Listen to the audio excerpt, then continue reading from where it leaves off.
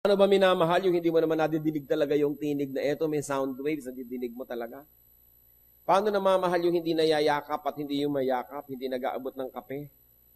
Paano namamahal yung nasaan nga ba siya? How can we love God and how can we love an invisible God? Yan po ang pamagat ng ating pag-aaral at pagpalain tayo ng Panginoon at magpakilala pa siya ngayon ng higit sa dati. Salamat, Panginoon, maaari po kaming magbulay-bulay, mag-aral na yung salita. At dahil inuutos nyo at itinuturo na kayo mahalin, ituro nyo nga sa amin kung paano ginagawa ito, gayong hindi namin kayo nakikita. Reveal yourself to us in many and deeper ways. And Father, may you enable us to really love you. As we study this topic, be our teacher, please. Be our speaker. Lift us up out of ignorance, out of being underinformed, out of little knowledge, so we can know you more. We can love you more. Father, release us from the bondage of darkness. Hayaan nyo kaming makakita ng dapat makita, makarinig ng dapat marinig, matuto ng dapat matutunan. We surrender our all to you. We bring every thought captive to the name of Jesus. And we ask you, Father, let your will be done. Kayo po ang masunod, kayong makapangyari. Kung anong nais nyo, siya pong maganap.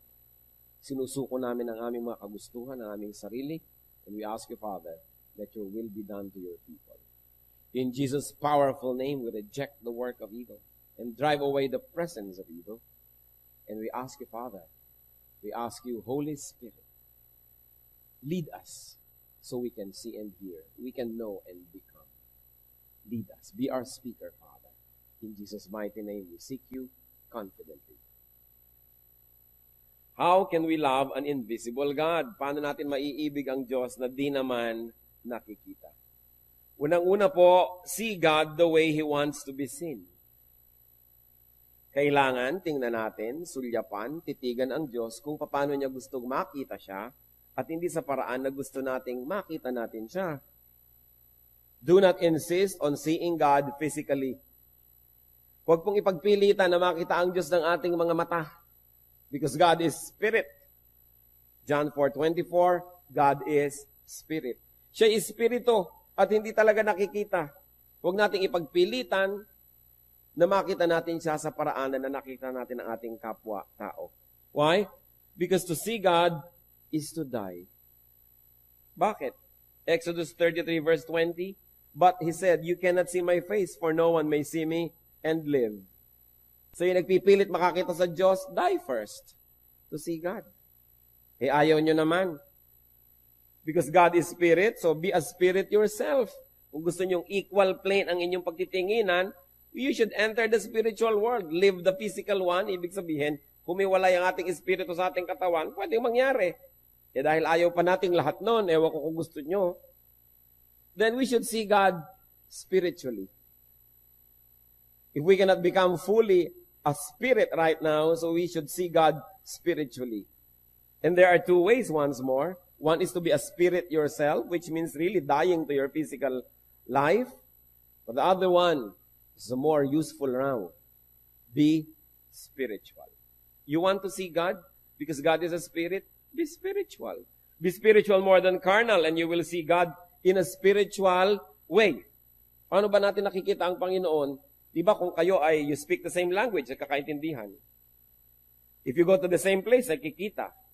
If you like the same things, nakikita kayo. Whether you like it or not, you keep bumping into the same people when you like the same activities. So you like to be seeing God, be spiritual in our nature. And you will see God in a spiritual way. Deuteronomy 4:29.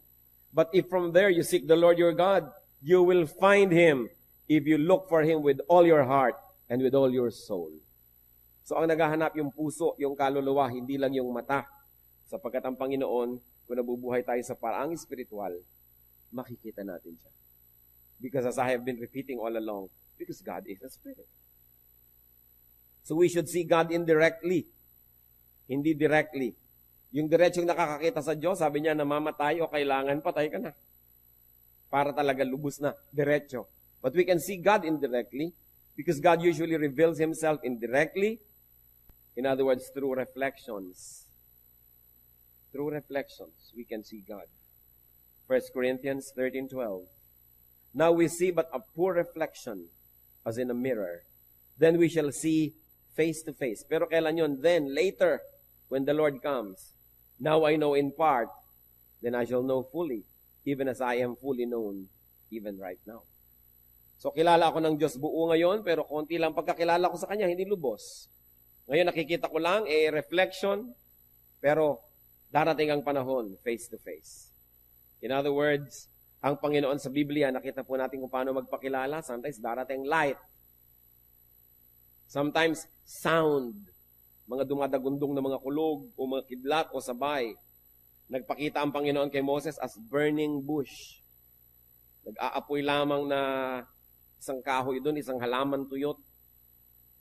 Nagpakita at nagsabit, nagparinig ang Panginoon sa pamamagitan ng mga prophets niya. Hindi naman siya gumagawa ng personal appearance para kakausapin. Yung mga prophet na kinakausap. Pagkatapos yung prophet ang magsasalita, indirect. And even the Father revealed Himself through the Son. So sa pamamagitan ng Diyos Anak, yung Diyos Ama ay nagpakilala rin, indirect. Hebrews 1:1-2. In the past, God spoke to our forefathers through the prophets at many times and in various ways. But in these last days, He has spoken to us by His Son, whom He appointed heir of all things, and through whom He made the universe. As you see, even the creation of the world by the Father was made through the Son, hindi rin direct. Laging may mga reflection. Ganon din naman ang ating Eastern, Oriental culture, bihira yung diretso, laging may mga parinig, sabi nga nila mga palipad hangin, mga paligoy-ligoy, may mga padri-padrino, hindi laging direct. Kasi pagka-direct, di natin kaya. Kaya kung minsan iko-correct tayo ng isang tao, hahanap pa ng padrino, sabihin mo naman sa kanya, magbago-bago. Kasi pag diretso, kung minsan na-open tayo, hindi natin kaya. Pati rin pag-ibig, may mga hindi makapagtapat, may mga tulay-tulay pa, mga taga-sabi-sabi, yung pala naunahan na siya na yung sumalakay. Kasi hindi tayo diretso. Ganon din yung culture na nakikita natin sa Bible, may mga dinadaanan. So mahalaga na tayo man nadadaanan ng blessing patungo sa iba, hindi tayo yung lagi na lang bantay sa lakay. Kung binibigyan tayo ng marami ng pagpapala ng Diyos, siguro hindi atin lahat yun ipinaabot sa iba, pinapadaan sa atin, hindi natin dapat sila solo agad. Kaya, merong mga dinadaanan. Napakahalaga yun. So, paano nagpapakilala ang Diyos? Saan ba siya dumadaan? We can see God through, first and foremost, His Word. Gusto niyong makita ang Diyos? Gusto niyong mahalin ang Diyos? Di, alamin niyo muna yung pwedeng malaman, yung nakasulat, yung nababasa, yung nakatape, naririnig, yung nakabraille, nakakapa. In other words, bago tayo lumampas doon sa very basic, very fundamental, doon muna tayo maglagi. So you want to know God, wag muna yung kung ano-ano mga revelation at mga tinig-tinig na nadidinig. Know God first through what He has already said and what is already written in the Bible. Hindi sari-sari mga revelation ang hinahanap natin, yun malang mismong nakasulat doon sa Bible, di pa natin alam. Pag hanapin mo ng Titus, akala relo. Hinahanap yung Psalm sa New Testament. Tapos gusto pa, maraming revelation, mga direct revelation. Siyempre, bago muna tayong pagpakilala ang Diyos sa ganung paraan, ubusin muna natin yung nandun. Kaya ba nating ubusin yung nakasulat na? Sabi, gusto ko pong makilala ang Diyos, makita ang Diyos. Ba't ka nakatingin sa ulap? Masisilaw ka lang dyan. Papasukan ng kulisa pang iyong mata. Yumuko ka doon sa Biblia mo, tingnan mo, dahil makikilala mo at makikita mo doon ng Diyos. Because we can know God through the Word. 1 Samuel 3:21. The Lord continued to appear at Shiloh, and there He revealed Himself to Samuel through His Word. Hindi ko ano mga ulap na nagkikislapan, mga araw na nagdidribble, hindi mga bituing bigla na lamang nagsasayawan. Hindi ganun magpakilala ang Diyos. Nagpapakilala siya sa nakasulat niyang salita. Hindi ko ano mga kababalaghan, mga pangitain. Kasi kadalasan yung iba nag-hallucination na, sari-sari ang nakikita. Unahin muna what is known and what is seen and what is visible and readable. And then see God the Father through God the Son, through the Lord Jesus Christ. And of course, not His physique. Hindi na naman yung katawan. Pinagkakaguluhan na naman yung bangkaprasong tela sa Italy, yung ba talaga ang x-ray ng mukha ng Diyos. Physical na naman. Yung ba talagang mga bato sa banahaw na nakauka yung mga hakbang, yun ba talaga ang bakas ni Jesus? Ito ba talaga ang koronang tinik? No? Na isinuot ni Lord? Ito ba talagang nasa loob ng aking kwintas na relikaryo? Tunay, nakaprasong kahoy na nagmula sa krus na pinagpakuan kay Jesus? Ito nga bang nasa loob nitong aking mahiwagang bote, pinutol na buhok ng Panginoon? Ito ba ang kanyang koko, ang kanyang ingrown? Ang daming ganyan eh. Pinagkakaguluhan, maniniwala kayo sa dami ng mesuot ng kaprasong kahoy na nagmula sa krus ni Kristo, pag pinagdugtong-dugtong nyo, isang gubat na. At bakit mga yung gustong maniwala ay naniniwala agad, samantala ang mga Hudyo ay sinusunog ang kahoy na pinagpapakuan ng namamatay. So anong aabutan nyo? So alam na alam nyo. Meron pa nga sa Italy, isang buong bahay. Dinadayo ng karami-raming tao. Dahil sabi, doon daw sa bahay na yon, ipinanganak ang Panginoon. Eh bakit nasa Italy? Binuhat daw ng mga anghel. Maraming naniniwala. Yung pong mga masyadong mahilig na makita ang Diyos in a physical way, sari-sari ang makikita. So we are not interested with His physique, with the physique of the Lord, but with His ideals. Not with the way He looked, but with His personality. Not with all the kitchen implements and utensils He used, but His traits. Not yung mga hakbang-hakbang at bakas-bakas niya sa mga bato-bato, but His mission.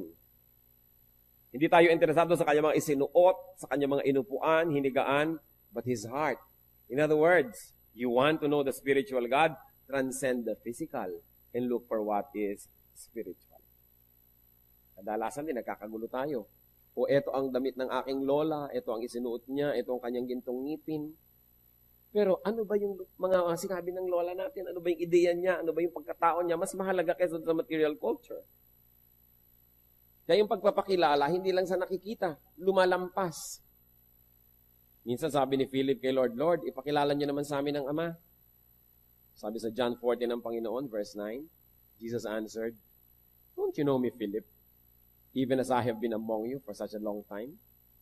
Anyone who has seen me has seen the Father. How can you say, show us the Father? So gusto niya makita talaga, ito nakabukod, may bigote, matanda na, puti ang balbas. Physical na physical, cartoon na cartoon. Sige pa, paano mo masasabi, ipakilala ko sa iyong Ama? Hindi pa ba ako kilala? Kung ano ko, siya yun.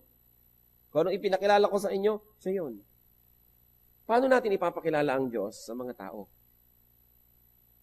Dapat nasasabi din natin kung ano nakikita mo sa akin. Yun ang Panginoon. Sabi mag-Bible study naman tayo, ipakilala niyo yung Diyos sa amin. O sige. Tapos ang ganda-ganda ng lesson sa Bible study, tapos yung buhay mo ang layo-layo doon sa lesson. Yung nakakalito yata. Kasi ang tunay na pagpapakilala sa pamamagitan ng ipapakita natin kung ano naging epekto sa atin, ang ipinapakilala natin. Gusto natin ipakilala ang Panginoon, makita sa buhay natin. Kahit malang hindi pa perfect yun at hindi pa kumpleto, nakakakita naman sila ng pag-asenso. Kamukha ka naman ng Diyos more and more. Then you become credible. So we see God through the Son. We also see God through creation. Ewan ko kung hindi kayo absent nun sa mga biology classes. Titingnan nyo sa ilalim ng microscope, sa loob ng microscope, yung mga kung ano mga cells. Makikita nyo na may Diyos. Bakit ganito? Yung mga cells na gumagawa ng pagkain sa halaman, nandun sila sa ibabaw ng dahon at wala sa ilalim kasi nandun yung araw. Paano nila nalaman doon sila pupunta? Kaya nalilito sila pag dinedekorasyon nyo ng ilaw yung halaman, may ilaw sa ilalim, nalilito yung cells kung saan pupunta. Pero meron silang dapat kalagyan. Pag tumingin kayo sa kalawakan, gumamit kayo ng mga kung ano-anong telescopes, nakikita nyo may Diyos. May designer eh. Kung nakikita nyo, bakit nga ba ang buko, bakit ang nyog, ang kapal ng balat? Kasi sa taas ng puno, pag naglaglag yung bunga, kung walang kutsyon, edi nabiyak. May kutsyon. Diba? At kung nahulog siya sa tubig, yun ang kanyang floater. Lulutang. Madadala ng alon sa kabilang pulo, dadami yung nyog. Kasi alam niyo naman yung creation, utos ng Diyos, magparami kayo. Kaya pati nyog, nagpaparami, lumulutang sa tubig. O yung mga puno ng nara, yung mga bulaklak nila, merong laki-laking parang pakpak. Para pag nalaglag, dadali ng hangin sa malayo, makakapagtanim din sa malayo. Yung iba naman, ang tatalino, nagpapatuka sa ibon. Kasi ang tamis nila. Tutukain ng ibon. Alam nyo kung ano mangyayari sa ibon? Pagdating banda doon sa malalayo, sige, siyempre, what comes in must come out. O dito naman lalabas yung buto. O doon na natanim, may kasama pang fertilizer agad. Tutubo na naman. Alam niyong may Diyos. Pag nahiwa kayo, bakit nag-aampat yung dugo pagkatapos nun? Ang nangyayaring proseso. Kung paano yung mga cells natin ay sumasabog pag nasa may mga bunga dito at may oxygen and they release threads like thrombins. Nagiging parang mga net. Sinasalo nila ngayon yung mga ibang cells ng blood. Kaya sila naaampat. Pag nahahanginan, tumitigas. So, tumitigil ang pagdugo. Alangan namang tsamba yon. Kaya sabi sa Colossians 1:15, He is the image of the invisible God, the firstborn over all creation. And Romans 1:20, For since the creation of the world, God's invisible qualities, His eternal power and divine nature, have been clearly seen, being understood from what has been made, so that men are without excuse. Sabi, mula pa noong umpisa, nung nilikha ang Diyos, ayan, nagpapakilala na ang Diyos mula sa mga bagay na kanyang nilikha. Hindi mo na kailangang akyatin yung langit para mo siya makita. Biyakin mo lang yung nyog.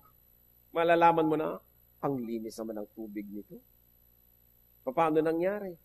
Hindi ba kayo nagtataka ang mga halaman? Yang lupa, pareho lang naman. May puno ng siniguelas, may puno ng mangga, may puno ng kamatis. Pare-pareho lang ang sinisip-sip nila na nutrients, pare-pareho lang lupang nananiman. Ang bunga naglalabasan, iba. Pag dumaan na sa kanila, napipili nila na, itong ilalabas ko, yung ganitong lasa, yung ganun. May creator. Kaya sabi, walang excuse ang tao. Para hindi yung sabing, hindi ko naman kasi nakita ang Diyos. Huwag mo akong sisihin na hindi naniwala. Wala naman ako nakitang proof. At ang lagay, lahat ay tsamba. Bakit yung mata natin nakakakita? Bakit kurap ng kurap? Hindi mo na iniisip kumurap. Alam nga namang may tatalsik, iisip yung pang kumurap. Kurap, natalsikan ka na. So nagkukusa na. Inuutusan nyo ba ang puso nyo pumintig lagi? Kahit tulog nga kayo, pumipintig. Kasi may designer. Sabi siya sa creation of the world, the invisible nature of God is seen through the visible things that He created. So, nakikita pala natin ang Diyos. Huwag kayo magreklamong di natin nakikita. Hindi ba yung mga katutubo, lalo yung mga Indian sa mga pelikula, titingnan nila, may apoy dito, alam nila, 3 hours ago may nagsindi dito. Nakita lang nila yung ginawa, alam nilang may gumawa. Titingnan nila yung mga bakas-bakas sa mga hayop, alam nilang, may hayop na dumaan dito, may bakas eh. Ano ba ang bakas ng Diyos sa buhay natin? Kailangan pa ba natin siyang makita literally para maniwala? Paano pa nakikita ang Diyos mula after creation? Nakikita natin ang Panginoon through personal revelation to us.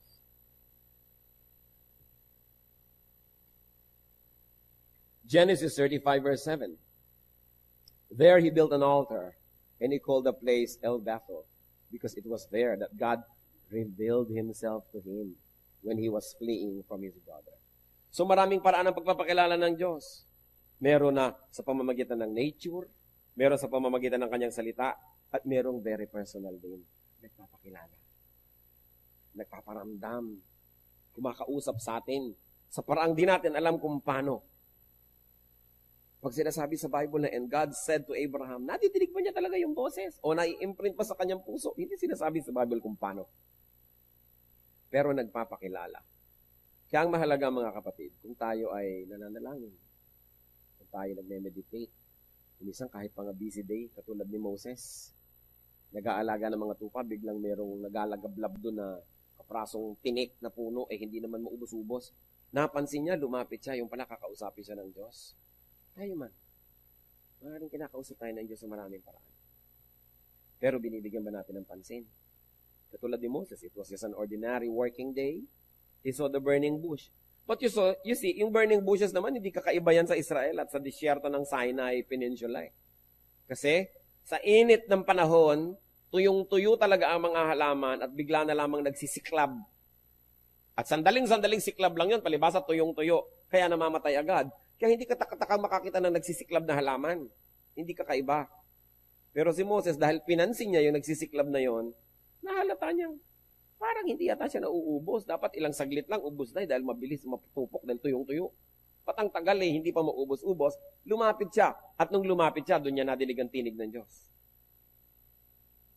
Baka naman tayo, tinatawag din ng Panginoon, gusto rin niya magpakilala, gusto niya magbigay ng guidance. Nagkanda tupok-tupok na yung burning bush, hindi pa natin pinapansin. Nagkanda malat-malat na yung preacher. Sasabihin pa, ay buti na lang kasama ko siya. Sa'yo yan, sa'yo yan. Yung hindi natin pinapansin, mensahe pala sa atin. Baka naman napagod na yung mensahero. Naubos na ang oras, hindi pa natin pinapansin. Because God is the same yesterday, today, and tomorrow. And if God was revealing Himself through people of the Old Testament, what will stop Him from revealing Himself to us now? Ngayon, paano natin malalaman na ang revelation ay hindi naman galing sa Diyos? Akala lang pala natin. Yung unang-una po nating binanggit, dapat alam natin ang salita ng Diyos. Yung written Word of God. So that we can protect ourselves from messages that are contradictory to the written Word. Because the Spirit of God, who caused the writing of the Bible and its preservation, will not contradict what was written and preserved with a message that's given to you now. Yung mga iba sabihin, ay kinausap ako ng Diyos, hindi na daw dapat basahin ng Biblia. Ano? Sinasabi nga ng Biblia na dapat siyang binabasa lagi. Ibig mo sabihin, yung Espiritu ng Diyos, kinukontra yung sarili niya. So, huwad ang iyong revelation. Kaya po mahalaga, bago tayo tumanggap ng personal revelation, and I believe na hanggang ngayon meron nun, ginaguide tayo ng Diyos in a spiritual way, in very practical ways, na hindi written in the Bible. Mag-aasawa ka, ang choices mo, si A, B, C. Alam nga namang humanap ka ng verse para ituro niyang A, O, B, O, C. Wala. Kailangan natin ng guidance ng Diyos. Magne-negosyo ka, ano ba? Magtatayo ba ako ng tindahan ng gulong? O magtatayo ba ako ng vulcanizing na panggawa ng gulong? O ano bang gagawin kong negosyo? Wala yun sa Bible. Pero interesado na ng Diyos sa detail ng buhay natin na yun. Meron siyang perfect will for all of us. So kailangan yung revelation. Ano bang gagawin ko sa kapatid ko na to na kumukupit sa akin? Papabayaan ko? Hihiyain ko? O nakalagay siyempre sa verse sa Bible ko anong gagawin natin. So hindi mo na kailangan halimbawa ng extra revelation. Nagdadalawang loob ka, ano bang gagawin ko dito sa asawang ko? Hihiwalayan ko kaya to? Alam mo, sabi sa Bible na, ang mag-asawa ay mag-asawa habang buhay. So bakit mo pa iniisip yan? Anong revelation ang inaantay mo? Yung sulsulang ka ng revelation, na gawin mo yung gusto mo? Na contradictory sa nakasulat? Kaya meron po mga tao masyadong mahilig sa revelation, alam daan nyo? Kasi gusto nilang takasan yung written word of God, humahanap sila ng ibang maisasangkalan para gawin yung gusto nila. Kaya kailangan, tayo may naniniwala sa present day revelation, unang-una, it must be referred to the Word of God. Because the revealed will to you will not contradict the written Word that has been revealed to everybody else since the start. Kaya na-check po natin, kaya mahalaga is to know God through His Word. And then, there is also such a thing as personal revelation. So, nagpapakilala ang Panginoon. Tayo po na nabubuhay sa pagsunod sa Panginoon, nakikita natin yan, kinakausap tayo. At sa pagsunod natin, napapatunayan natin yun nga ang kalooban ng Diyos. Pero tiyakin po natin, bago tayo susunod sa anumang iniisip natin na revelation, ire-refer muna sa written Word of God. And that is the standard by which we measure the authenticity of whatever revelation we receive. How else can we see God? Believe it or not, but you can see God through yourself. Nilikha tayo sa wangis ng Diyos.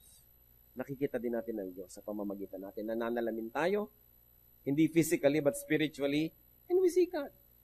Nakikita rin natin yung kabutihan niya, yung kanyang pag-ibig, yung kanyang kabaitan. Minsan nakikita rin natin yung kanyang pagdidisiplina. Nakikita natin yung kagustuhan nating maging tama at itama ang nasa paligid. Nakikita natin yun because God also reflects His image on us. 2 Corinthians 3:18. And we who with unveiled faces all reflect the Lord's glory are being transformed into His likeness with ever-increasing glory, which comes from the Lord, who is the Spirit. So you want to see God? Look at yourself. Look at other people also, especially those who are growing in the Lord. You will see parts of God. You will not see the whole of God, but you will definitely see parts of God. So ano pong makokonclude natin? That God is not really invisible.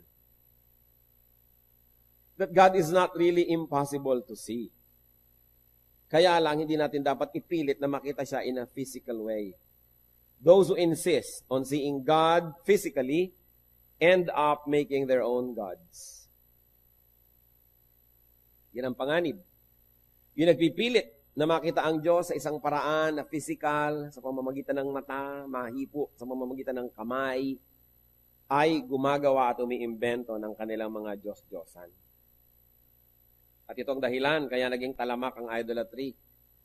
Hindi kontento ang tao na makita ang Diyos sa spiritual way, through His reflection, indirectly, through His word. Gusto pa nila physical masyado. Kaya gumagawa sila ng mga Diyos-Diyosan. Psalm 115, verses 2 to 8. Why do the nations say, where is their God? Hinahanap daw ng mga bansang hindi mananampalataya. O nasaan ang Diyos nyo? Nasaan? Patingin. Our God is in heaven. He does whatever pleases Him. But as for these people, na gustong nakikita ang Diyos, but their idols are silver and gold, made by hands of men. They have mouths but cannot speak, eyes but they cannot see. They have ears but cannot hear, noses but cannot smell. They have hands but cannot feel, feet but they cannot walk, nor can they utter a sound with their throats. Those who make them will be like them, and so will all who trust in them. So itinatanong dito, bakit ba tinatanong ng mga taong ayaw maniwala sa Diyos kung nasa ng Diyos natin? Ewan ko kayo, kung natatanong kayo ng mga kamag-anak nyo, o magsisimba na naman kayo, wala naman kayong Diyos doon. Nasaan? Patingin. Kailangan nahihipo, nahahaplos, pupunasan, nakikita. Sabi niya, yan daw sinasabi ng mga nations, where is their God? Sabi niya, our God is in heaven. Wala dito. Spiritually, narito, pero ang kanyang lubos na presensya, wala rito. At ginagawa niya kung anong dapat gawin, pero ang mga Diyos-Diyosan daw, nung mga gusto yan, ayan, silver and gold, gawa lang ng kamay ng tao.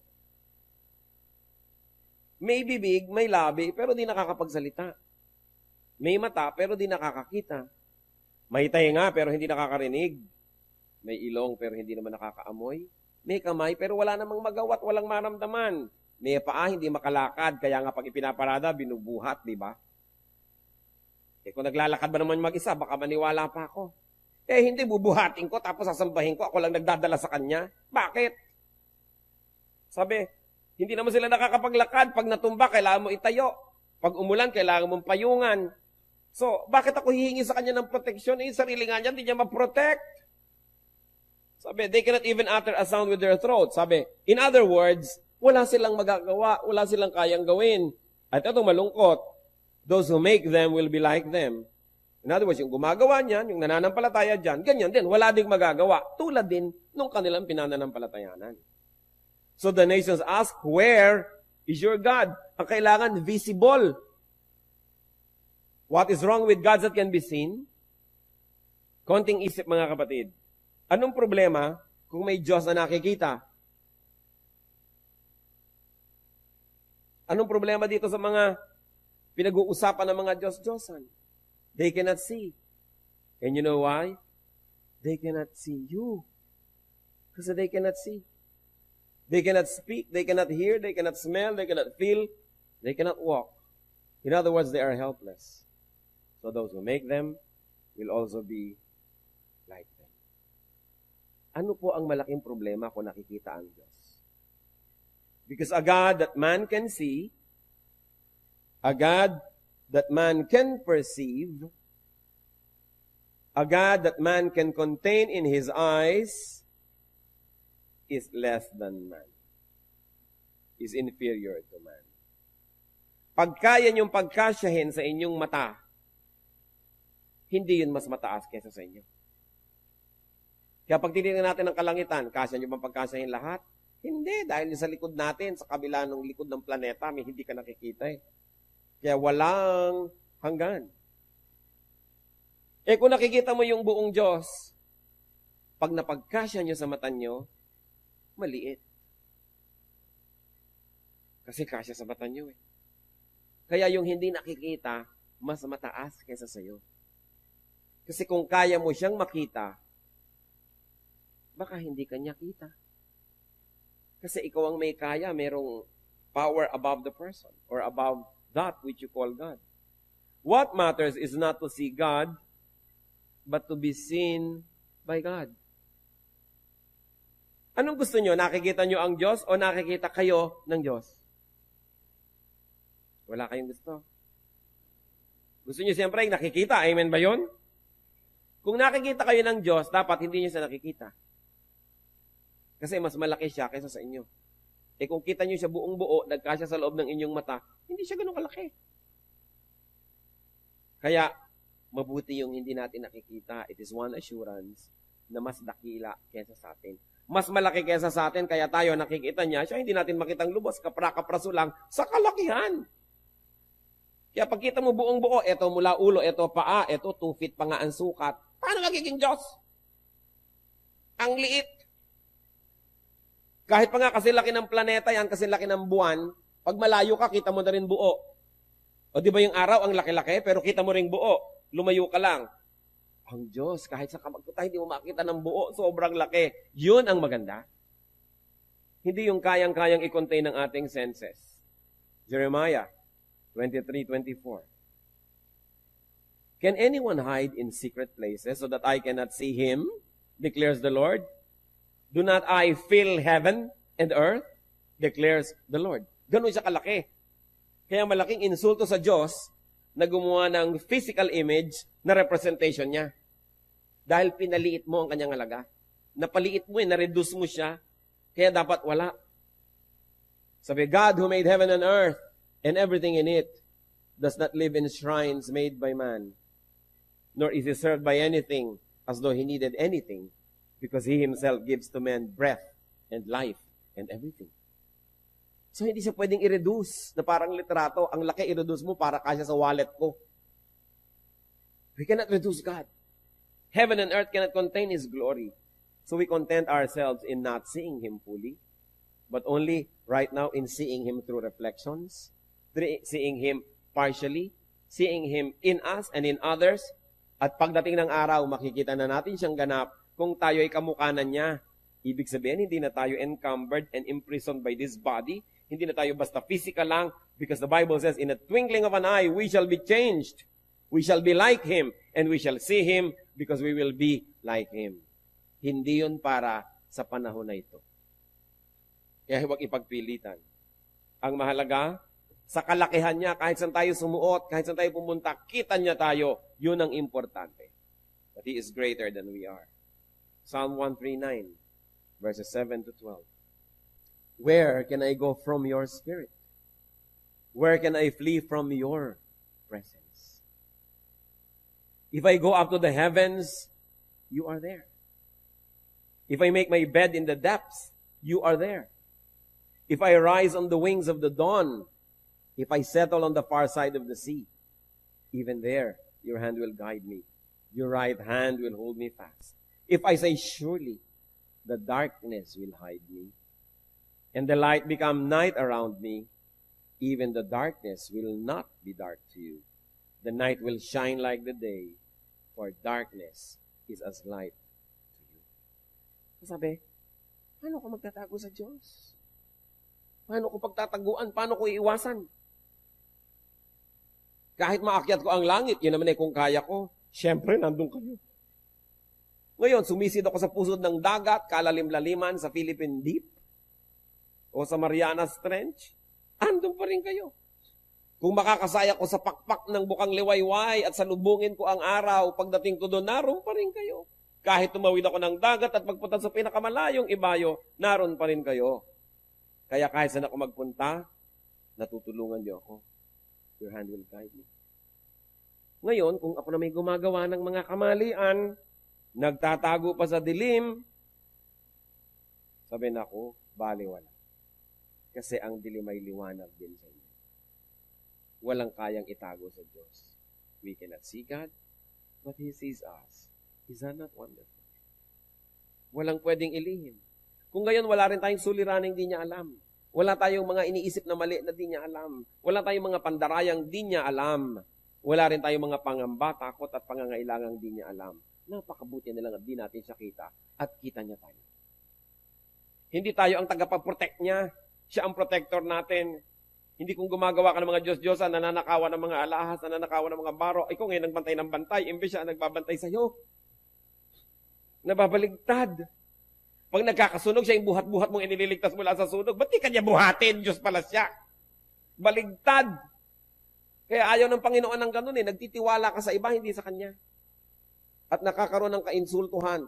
Sabihin na, eto, ang kawangis ng Diyos, eto ang representation ng Diyos, wala na maaaring maging representation ng Diyos. Walang pwede among creation, especially those who are only made by man, that can approximate the glory of God. And God is jealous and He doesn't share His glory with anybody or with anything. Kaya dapat kinikita natin yun. Hindi na lang dapat nakikita ang Diyos. Ayaw niyang pakita, pinipilit pa natin. Nagpapakilala naman sa maraming paraan. A God whom man cannot perceive. A God that man cannot see. A God that man cannot contain in His eyes is above man. Therefore, that God is God. Hindi kayang mapagkasya sa isang lugar. Hindi kayang magkaroon ng representation. And those who do not see and believe, those who believe, and those who love, despite not seeing, are blessed. Yung umiibig sa Diyos, kumikilala, sumusunod, kahit hindi nakikita ang Diyos, yun daw ang pinagpala. John 20, verse 29. Then Jesus told him, because you have seen me, you have believed. Blessed are those who have not seen and yet have believed. Kung minsan maririnig mo sa mga Kristyano, mabuti pa sila Peter, no? Mabuti pa sila James, nakita nila ang Panginoon, pinagpala naman sila. Pero sabi ni Lord, kayo nakakita sa akin at naniwala, natural lang, nakita niyo ako eh. Anong katakataka doon? Pero yung hindi nakakita at naniwala, yun ang lubos na pinagpapala. Sapagkat yun ang mas mataas na uri ng pananampalataya. 1 Peter 1:8. Though you have not seen Him, you love Him. And even though you do not see Him now, you believe in Him and are filled with an inexpressible and glorious joy. Yun daw po ang malalim na pagkakilala, yung hindi mo nakikita, yung naniniwala. What is important, brothers and sisters, is not to see God, but to be seen by God. So, love God the way He wants to be loved. Remember, ang pinag-uusapan po natin, how can we love an invisible God? Point number 1 natin is, see God the way He wants to be seen. At lahat ng diniscuss natin, may kinalaman doon. Pangalawa, love God the way He wants to be loved. Not the way we want. Treat God the way He wants to be treated, not the way we want to treat Him. John 4:24, God is spirit, and His worshipers must worship in spirit and in truth. In other words, we want to love God, we love Him in spirit. How do you love God in spirit? First of all, fellowship with God in spirit, in the spirit. In other words, be spiritual. We can fellowship with God by being spiritual. How is that done? By being like Him in character. Pag yung character natin magkamukha, may genuine fellowship. Tulad ng mga dating mga anak, sons and daughters, hindi maintindihan ng magulang nila. Nung naging magulang na sila, yun, naintindihan na nila yung magulang nila. Mas nagkaroon ng connection, nagkaroon ng fellowship. Nagkakaroon tayo ng connection and fellowship with God. We get to understand God. We'll get to know more God when we become like God in character.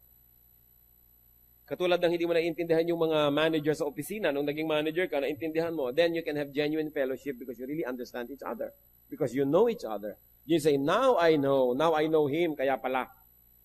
So, paano natin makikilala ang Diyos? By being like God in our character.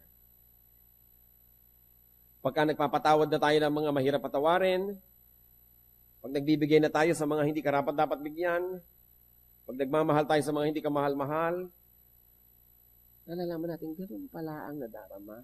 Ganun palang gawin ito. Ganito pala si Lord noon, nung ipinapako, nananalangin na patawarin ng Ama sa Langit yung nagpapako sa Kanya. Paano natin malalaman kung hindi tayo magpapatawad sa mga nagpapako din sa atin? You want to know God? Pass the way He passed through. Then you will understand. 1 John 3:2. Dear friends, now we are children of God, and what we will be has not yet been made known. But we know that when He appears, we shall be like Him, for we shall see Him as He is. When we transcend the body, we will be like Him, but not yet. Hindi pa nangyayari yun. But it can happen in an advanced way by being like God in our character. Ephesians 4:22-24. You were taught, with your regard to your former way of life, to put off your old self, which is being corrupted by its deceitful desires, to be made new in the attitude of your minds, and to put on the new self, created to be like God in true righteousness and holiness. Totoo, kung ano tayo, as is where is, minahal tayo, tinanggap ng Diyos. Pero hindi ibig sabihin, hanggang mamatay na lang tayo, as is where is pa rin. Kung minsan, merong isang babaeng hindi marunong magluto. Sasabihin sa kanyang asawa, bakit? Tinanggap mo naman ako nung araw, hindi ako marunong magluto. Nung nililigawan mo ako, alam mo naman puro fast food ang kinakain natin. O bakit ngayon 20 years na tayong kasal, hinahanapan mo ako makapagluto? O iba naman yung tinanggap kayo kung ano yung kalagayan nyo bago kayo ikinasal. Pero hindi naman ibig sabihin, lisensya nyo na yun na huwag nang umasenso habang buhay. Sasabihin nila lalaki, alam mo naman na bangag-bangag ako nung nililigawan kita, nagustuhan mo ako. Tapos ngayon, hahanapin mong magbago ako, mag-ayos. Syempre, may anak na tayo, meron tayong mga babayarin na bills, ibinalik na naman ng PPA, no? Sa kuryente. PPA nga ba yun? Mahal na naman, tapos pabangag-bangag ka pa dyan. Hindi ko mo tinanggap kita nung araw na ikinasal tayong ganon, ibig sabihin, lisensya mo na yun, na ganon ka na lang habang panahon, dapat man umasenso ka. Tinanggap ka na nga ng ganon, di dapat umasenso ka naman bilang pag-appreciate na tinanggap kang ganon. Marami pong ganyan mga tao sabihin, bakit ganito na ako noon Oo nga, pero ibig sabihin, 20 years, 15 years, 5 years, dumadaan, ganon ka pa rin, di ka man lang aasenso. Ano ba sabi sa Bible? That God changes us from glory to glory, hindi yung the same. Kailangan umaasenso. Sasabihin pa niya, tatlo na nga ang anak ko sa pagkadalaga nung ako iniligawan mo ano naman magkaanak uli akong 4 ngayong asawa na kita, kung kani-kanino. Tama ba yon? Tinanggap ka na nga na gano'n o kalimutan na ang nakaraan. Ibig sabihin naman, ayos-ayos na tayo. Alangan namang dumami na naman yung anak mo kung saan-saan gilid-gilid. Dahil lang tinanggap ka nun. Dapat umaasenso tayo, nag-iiba. We become better and better.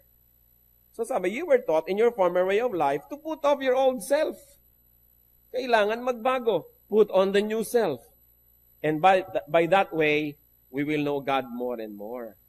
Habang nagiging deeper ang ating kabanalan, doon natin nakikilala ang Diyos kasi siya'y banal. Paano mo ba nakikilala yung banal? Di magpakabanal ka rin.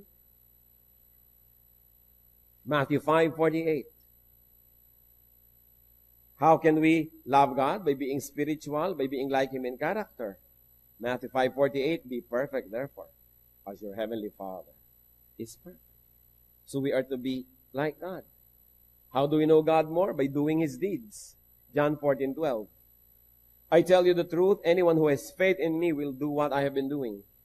He will do even greater things than this, because I am going to the Father. And as we work side by side with God, then we will know God.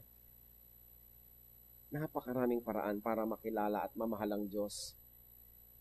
How else do we love God? Love God in truth. Kanina sinabi natin, love God in spirit.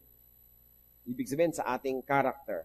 Now naman, you love God in truth, in practice, in deeds concerning our daily life.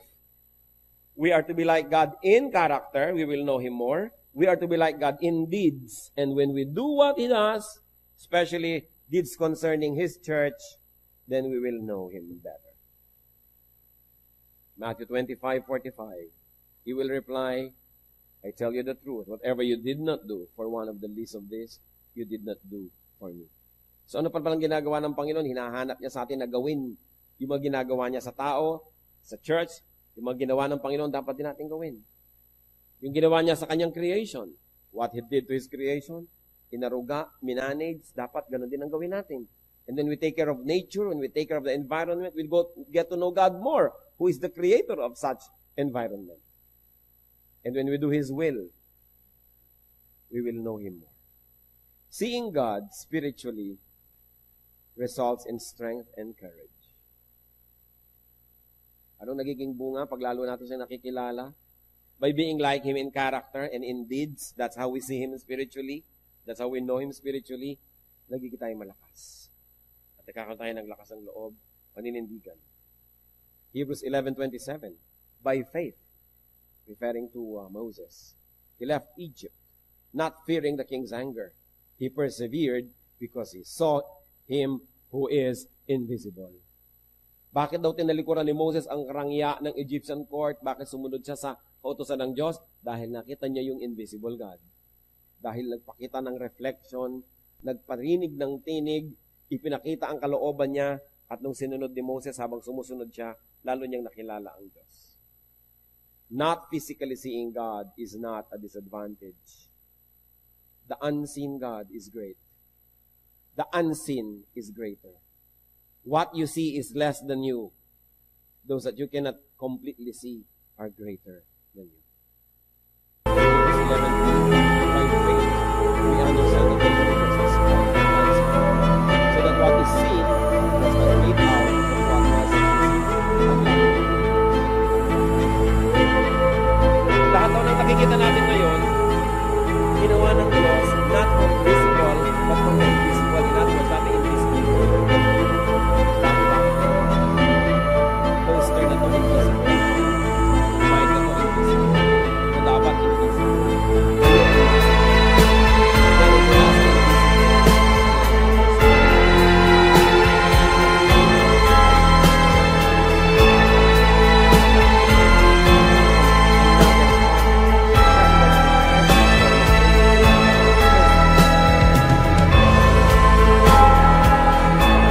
level of understanding, another degree of spirituality. Kaya napakahalaga na maintindihan natin yun, na dalawa yan, hindi lang yung nakikita, may katumbas yan. Parang yung pera na hawak nyo, may katumbas na gold yun sa central bank. Pag walang katumbas, fake ang pera. So lahat ng nakikita rin natin sa physical world, may katumbas sa spiritual world. Katulad ng limbawa, nakita nyo yung asawa nyo na kasi mangot. Anong katumbas doon sa spiritual world? Siguro galit sa inyo, siguro naiinis, siguro nagsiselos. Kaya merong spiritual reason kaya naging ganda ng itsura ng mukha niya. Meron naman nakangiti. Ang pagkakangiti, hindi mo talaga mapigil. Mo in love ka, no? Di ba madaling makita yung ngiti ng in love? O ano yun? May spiritual reality, meron siyang love, lumalabas sa physical world.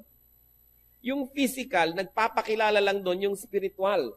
Kaya kung gusto nyong tunay na magwagi, hindi physical to physical ang labanan, spiritual. Kasi sabi sa Bible, our battle is not against flesh and blood, but against powers in the air, against principalities.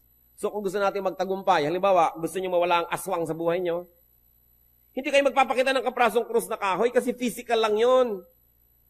Anong kaya nun sa spiritual aswang, halimbawa, mangat meron nun? Kailangan prayer. Kailangan a holy life. Kailangan relationship to God, which is in the spiritual reality. Doon pa lang sa spiritual level, pwedeng labanan yung mga masasamang espiritu. Pero lalabanan mo ng tubig, wisik-wisik, anong mangyayari?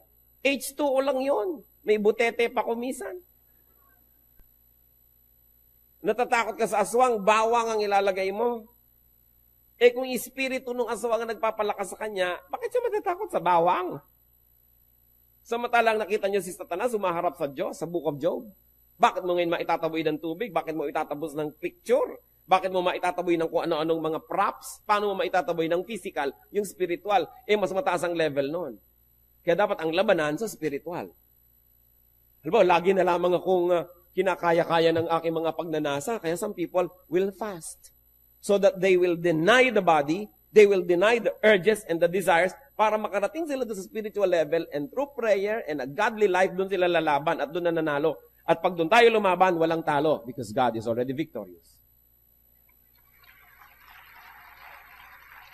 So nagagalit ako sa iyo, galit na galit ako, anong gagawin ko? Habulin kita ng taga. Pwede ba akong manalo? Manalo man ako, nakulong naman ako, nag-guilty rin ako, talo pa rin ako. So anong gagawin ko? I'll fight you in a spiritual way. I'll pray for you. At kung sobra kang nakakainis para ako magwagi, matatawarin kita. Paano mo pa ako maiinis? Eh nagpatawad na ako. Eh di panalo ako. Kaya dapat espiritu ang panlaban, hindi physical.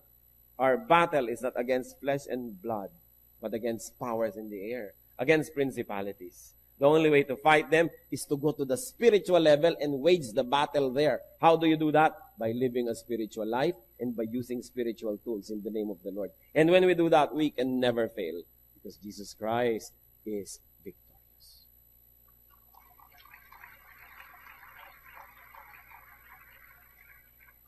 Sana nagkakaintindihan tayo.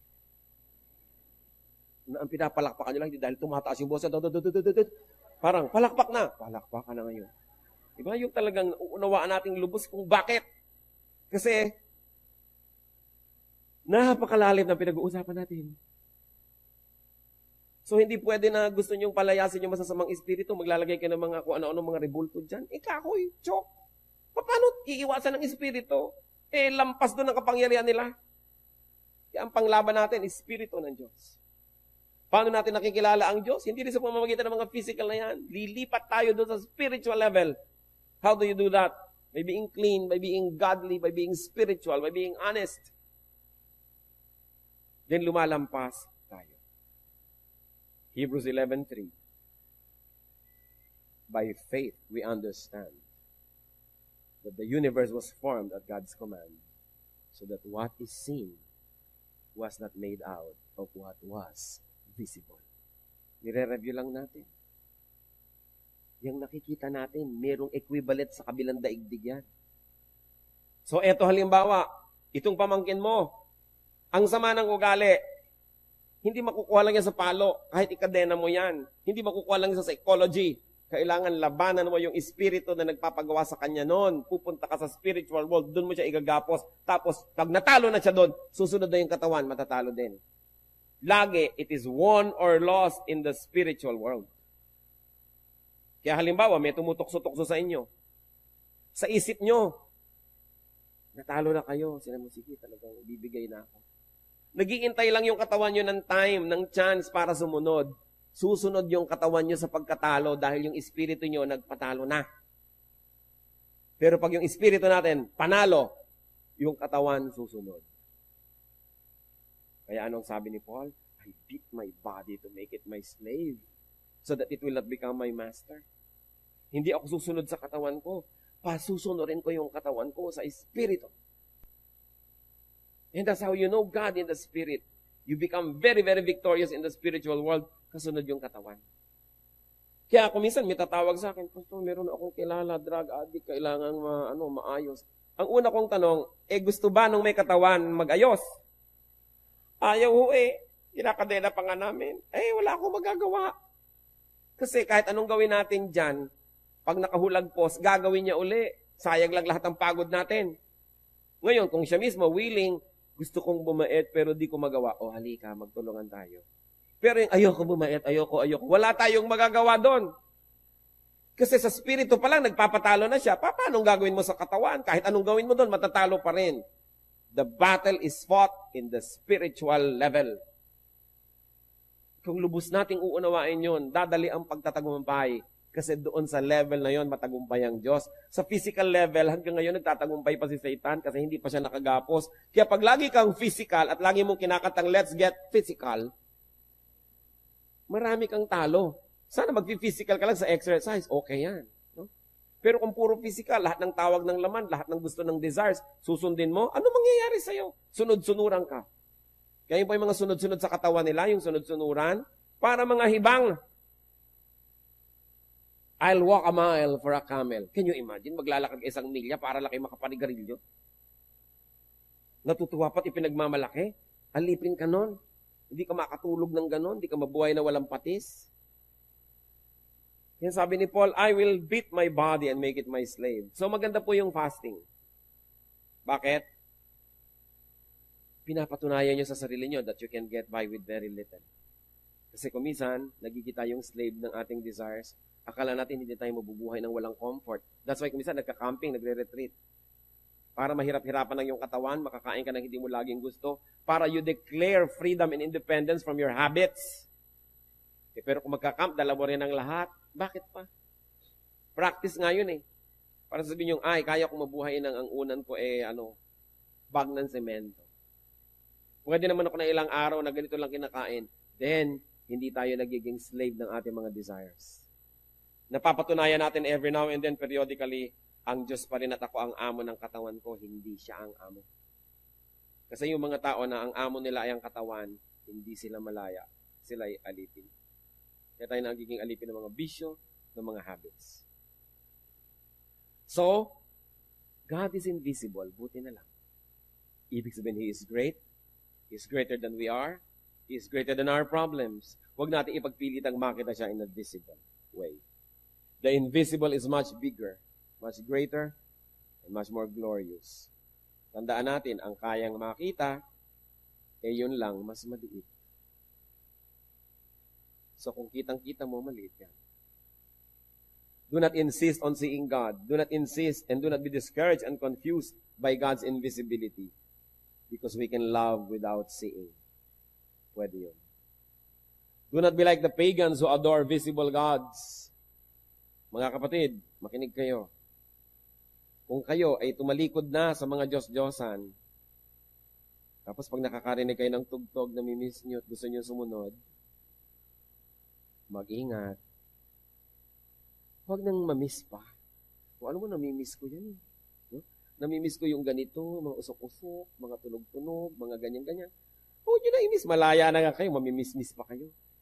Wala pa ako nakita na nakulong sa city jail, pagkatapos na-miss niya, bumalik usa. Yung susunod-sunod ka sa mga ganito, actually, imprisonment yan. Pag malaya na tayo, sige na, let's fight the habit. Kung minsan, parang hinihila-hila ka dahil force of habit. Declare yourself independent. Mahal tayo ng Diyos. Gusto niya tayo malaya. At tandaan, kung hindi natin ginagawang Diyos-Diyosan, yung mga Diyos-Diyosan, huwag din natin gawing Diyos-Diyosan ang ating katawan. Hindi naman ibig sabihin, papabayaan nyo na yung katawan nyo. Mahalin dahil temple of the Holy Spirit. Pero huwag laging sundin kasi ipapahamak tayo niyan. Dapat controlled natin yung katawan na yan.